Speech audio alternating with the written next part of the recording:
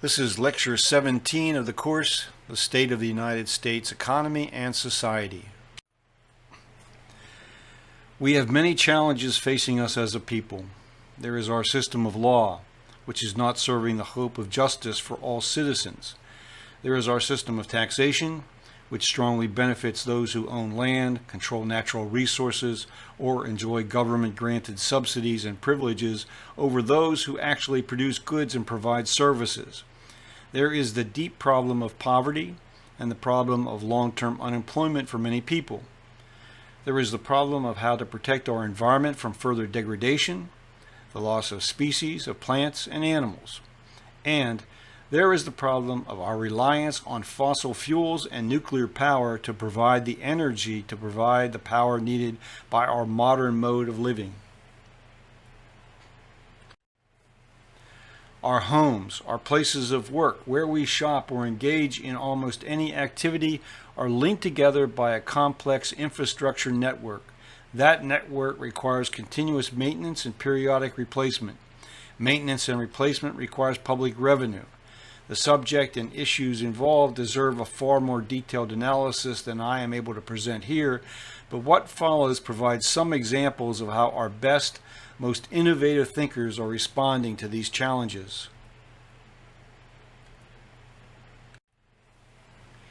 We constantly hear about the problem of increasing carbon dioxide in the atmosphere. Here is at least one response that has potential. The potential exists to capture carbon dioxide emissions in a new and unique manner, in the production of an eco-friendly type of concrete. The process is the invention of Australian John Harrison.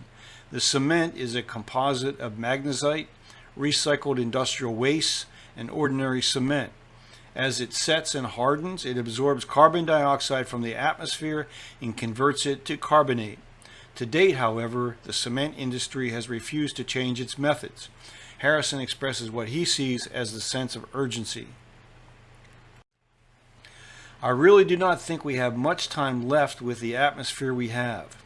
It is time all the great thinkers of the world combined with government funding solve the problem in a manner similar to the way the atomic bomb was created. One of the reasons there is so much opposition to the generation of electricity by nuclear energy is the clear risk of contamination of much of the Earth in the event of a reactor meltdown, the possibility of an explosion, and the widespread release of radioactive poisons. The nuclear energy has taken steps to find ways of safely storing spent nuclear fuel by moving some of it to dry casks. Typical dry casks are made of steel and concrete, with the concrete providing radiation shielding. To become cool enough to be placed in the dry casks, the fuel must first spend 5 years in a spent fuel pool. By then, it is cool enough that further cooling can be accomplished by natural convection, airflow driven by the decaying heat of the spent fuel itself. Where nuclear power is concerned, the next innovation is one that is coming from the early days of research into how to produce nuclear energy. A real solution may be on the horizon, the development of what is called an integral molten salt reactor. This type of reactor was developed 60 years ago at the Oak Ridge National Laboratory, but shelved because of short-sighted thinking on the part of other scientists, military needs, and energy officials. Remarkably, the process creates much less waste and few long-lived radioactive elements. Moreover, the IMSR's fundamental advantage lies in its most novel feature. The fuel is a liquid.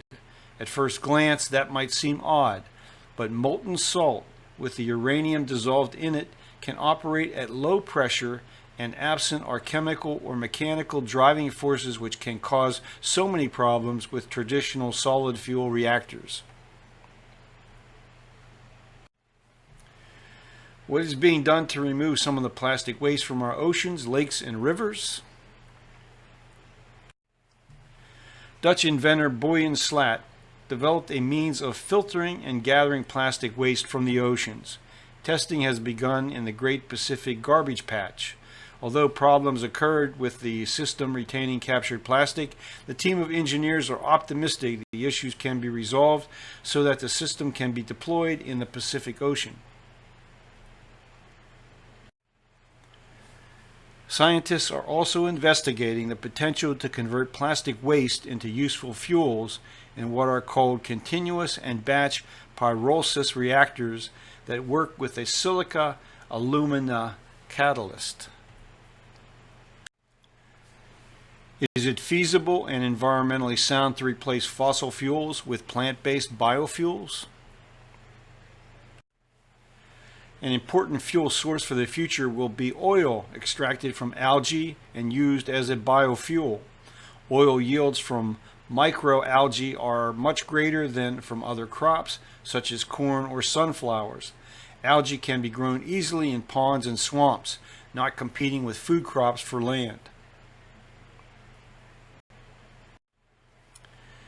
We see windmills constructed in many parts of the country and around the world.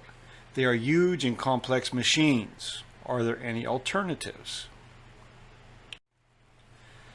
Energy from wind is now being generated by a bladeless technology that uses vorticity, an aerodynamic effect that produces a pattern of spinning vortices.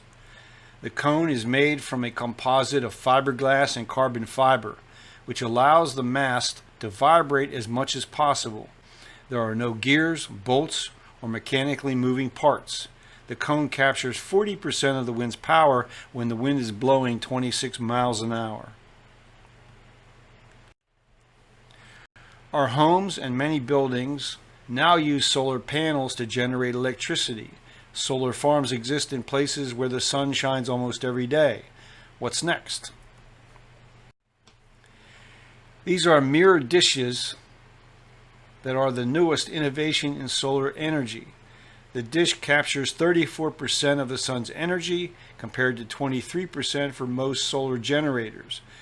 To generate the same amount of electricity burning coal, 81 metric tons of CO2 would be released into the atmosphere. Tesla is now manufacturing solar panel shingles for homes. Tesla's major innovation is to make the active solar shingles look the same as all other non-active roof tiles. The cost is around $21 per square foot, which is very competitive to standard roofing shingles. The total cost for a 2,500 square foot home would be around $50,000. Lithium batteries are now providing the power for everything from laptop computers to automobiles. However, lithium batteries are relatively easily damaged and can catch on fire. Is there a solution? Mike Zimmerman, owner of Ionic Materials, has invented a lithium-ion battery that will not catch fire. His battery is a solid lithium polymer metal battery that solves the problem of preventing battery electrodes from contacting each other directly and starting a fire.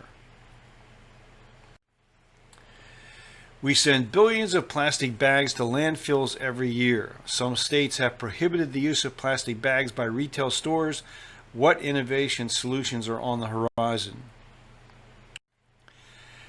Researchers at the University of Illinois have found a way to make diesel fuel and other petroleum products from used plastic grocery bags.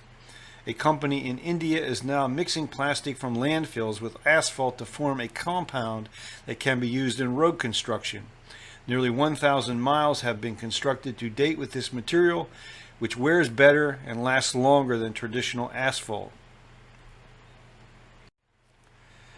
A researcher at Rensselaer Polytechnic University has developed a process for granulating plastic bags and mixed the granules with concrete.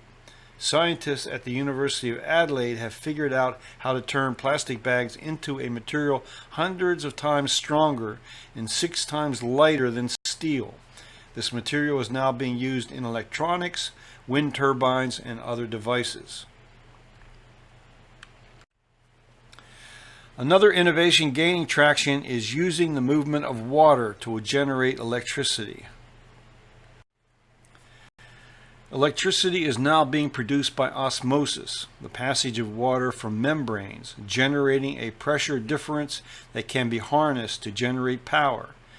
The first power plant using this system began operation in 2009 in Norway. It was estimated by the Norwegian Minister for Petroleum and Energy that plants using osmosis could supply as much as 10% of the world's energy needs.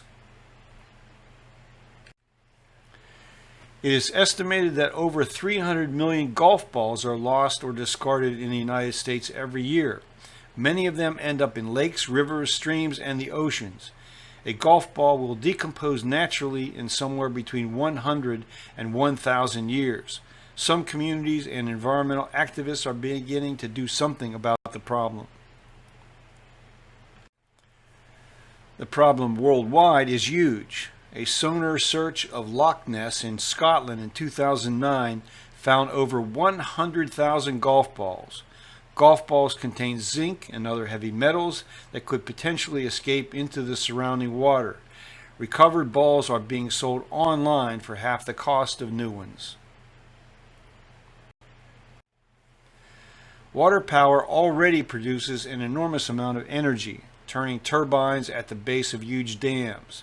A lesser-known engineering innovation also produces electrical energy by pumping water uphill to a reservoir, then releasing it to flow back through turbines at the base of a lower-level lake. This technique is called off-river pumped hydro energy storage. When there is excess electricity, water is pumped through a pipe or tunnel to the upper reservoir.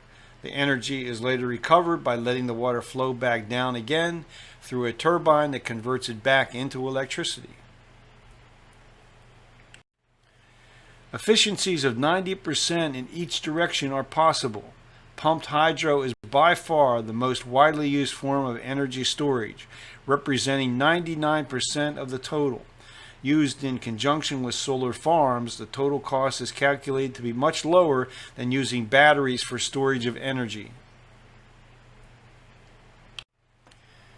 Shipping goods over our oceans consumes an enormous quantity of fossil fuels, polluting the air and water as well. What might be the alternatives?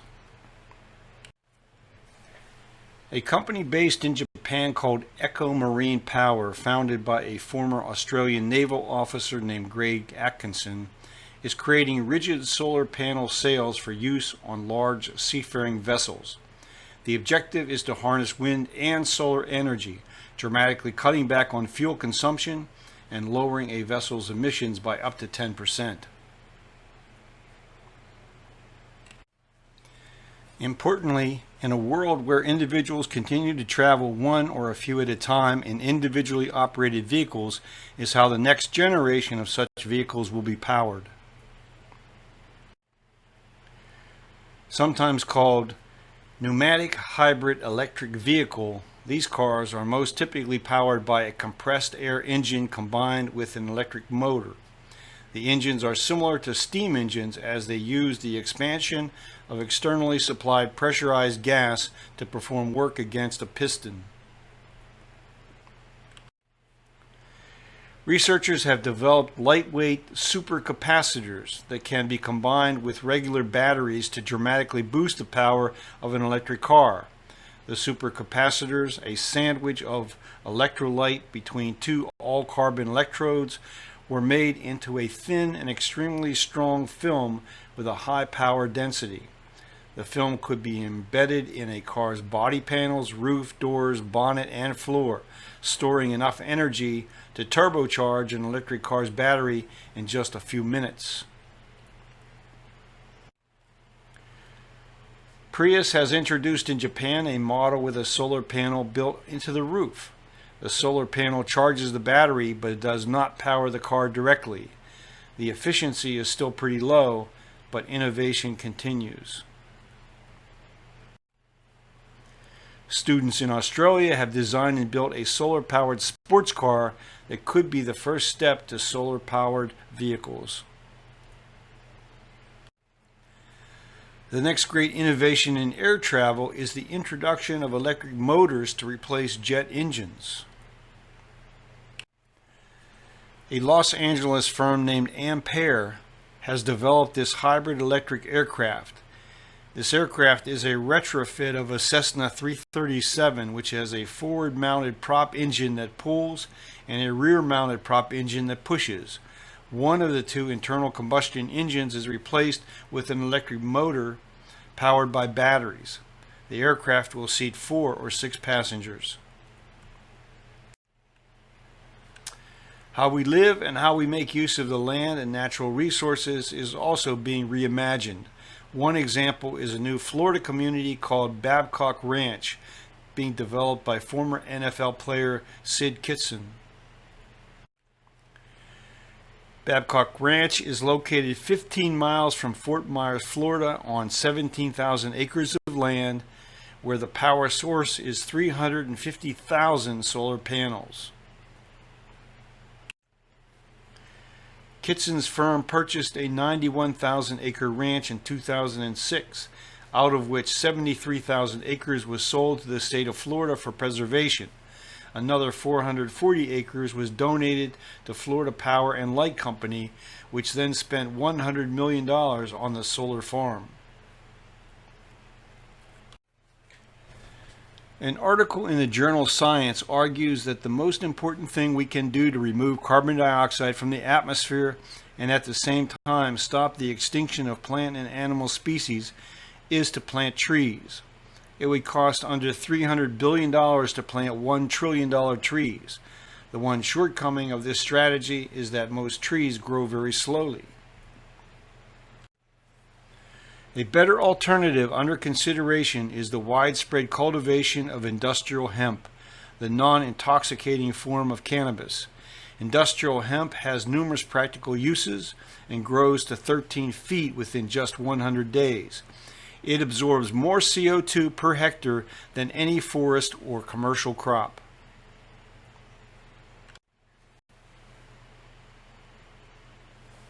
And so we've reached the end of the course.